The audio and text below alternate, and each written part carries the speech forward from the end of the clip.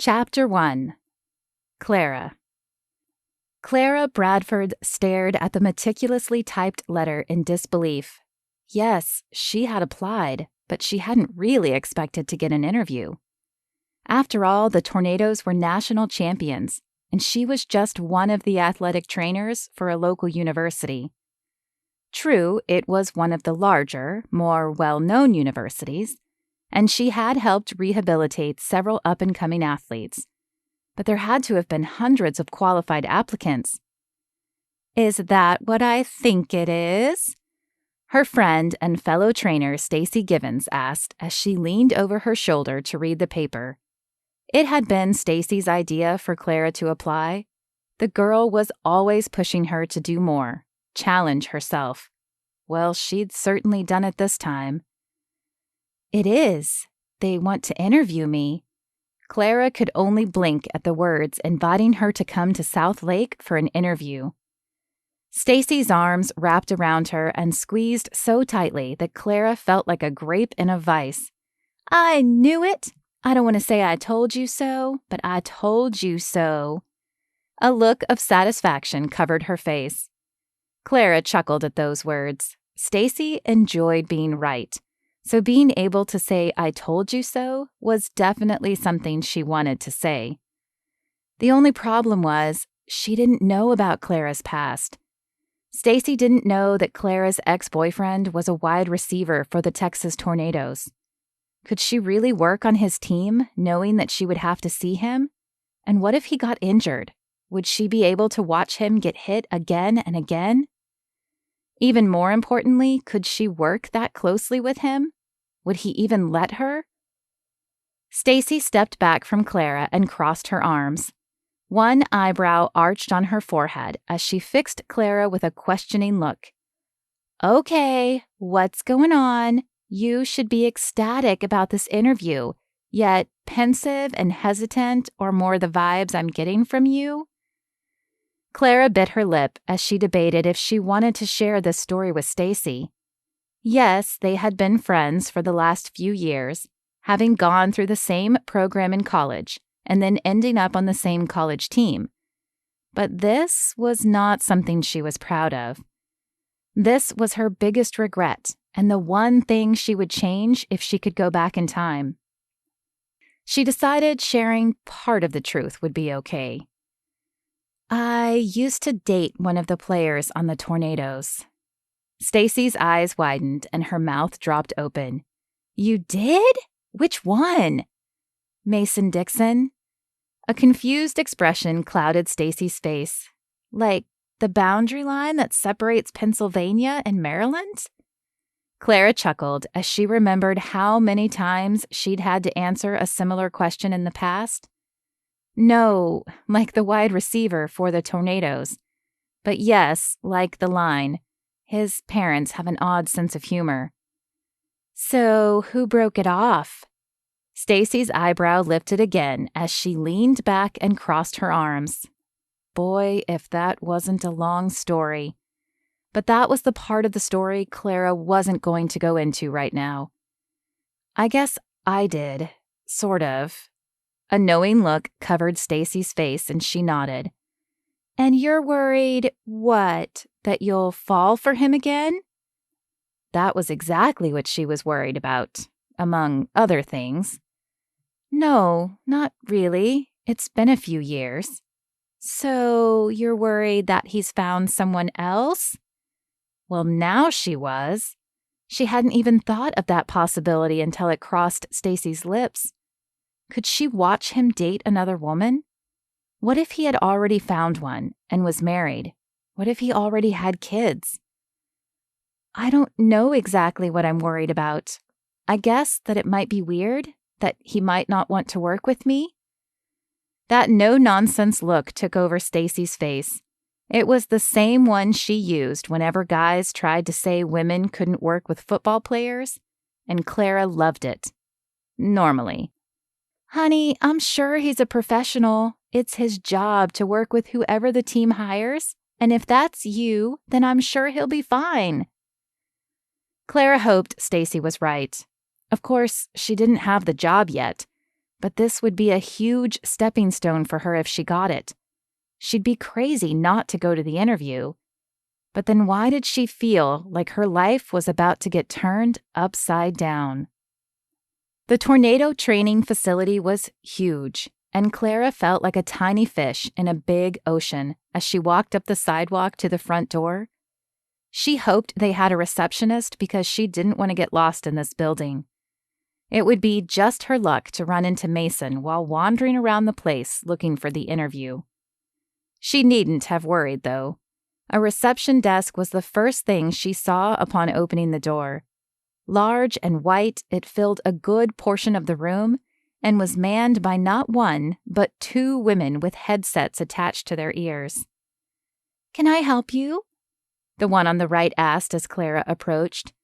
Though her blonde hair was pulled back and sprayed, a kind smile resided on her face, and her eyes were friendly. "Yes, I'm Clara Bradford. I have an interview for the athletic trainer position." The woman nodded and clicked a few buttons on her computer before looking up again. "I have you all checked in, Miss Bradford. You may sit over there until you are called back." She pointed to a sitting area that looked more like a living room with a comfy couch, a few chairs, and a lamp on a table. "Thank you." Clara returned the woman's smile and then walked over to the chairs. As she sat, she pulled out her phone. Might as well get some reading done while she waited. Though she generally preferred holding a paperback, it was nice to have access to books on her phone, and equally nice that it held her place for her. She had just reached the most interesting part of the book when she heard her name being called. Stifling a frustrated sigh, she stood and pocketed the phone. She'd have to finish the book later. Her hand smoothed her skirt, and with a smile pasted on her face, she approached the man who had called her. He held a clipboard in his hand and was obviously on the athletic team, if his attire choice of joggers and a t-shirt with the team logo on it was any indication. But he looked young. She wondered if he was even old enough to be out of college. An intern, then? "I'm Clara." She held her hand out, and after a moment and a confused expression, the man shifted his clipboard to his other arm in order to return her shake. "Neil, but I'm just the intern. If you'll follow me, I'll take you to the interview room." Clara felt a heat color her cheeks, but it never hurt to butter up interns. She'd been one herself once, and she always appreciated the people who took the time to learn her name and treat her like a person. "How long have you been interning?" "This is my first year, but it's been great. The doctors are good people to work with, and most of the players are pretty down to earth." She knew what he meant with his carefully chosen words. She'd worked with some amazing players, but there were a few who seemed to have a god complex and thought they were the best thing since sliced bread. Those were the ones who were hard to work with because they always thought they knew best and often ignored her suggestions. It was less noticeable at the college level where she was currently working, but having seen it with a few of those guys, she could only imagine how much worse it must get when people were getting paid millions to play. "Here we are," he said, stopping in front of a simple yet imposing brown door. "Good luck." "Thank you." Clara flashed him a smile and then squared her shoulders before pushing the door open. The room inside was a conference-type room with a long rectangular table. 4 older men were seated around the table, and at the sound of the door opening, their eyes lifted to stare back at her. Though she was used to working only with men, she had hoped to see a woman in the department. Of course, this might not be the whole department. "Miss Bradford, I assume?" one of the men asked after looking down at his clipboard. "Yes, I'm Clara Bradford." She flashed her best smile at the men, hoping she looked more confident than she felt, but none of them returned the emotion. Her courage faltered, and she glanced around for some clue as to what she was supposed to do next. "You can take a seat," the man said, pointing to the chair at the head of the table. "Of course, thank you." Clara pulled the chair out and sat down. Unsure of where to put her hands, she folded them in her lap and waited. "So tell us why you applied to the Tornadoes." Clara assumed this man must be the one in charge, as he appeared to be leading the interview and the only one capable of speaking. "Well, as I'm sure you know from my resume and application, I am currently an athletic trainer for the University of Texas. I love my job, but I've always wanted to work for a professional team." "For the notoriety?" the man asked, cutting her off. "Or the money?" She blinked at him, blindsided by his assumptive question. "Neither. I grew up watching football with my dad. Since the age of 4, it was the one thing we would do together every Sunday."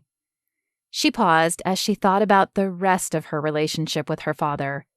Rocky would begin to describe it, but just barely. "Since then, it's been a dream of mine to help the players out, so I studied sports medicine and," she shrugged, "here I am." The man in charge eyed her, his gaze stern and unflinching, as if he could discern the truth with his gaze. "All right. Well, being an athletic trainer for a professional team can be stressful.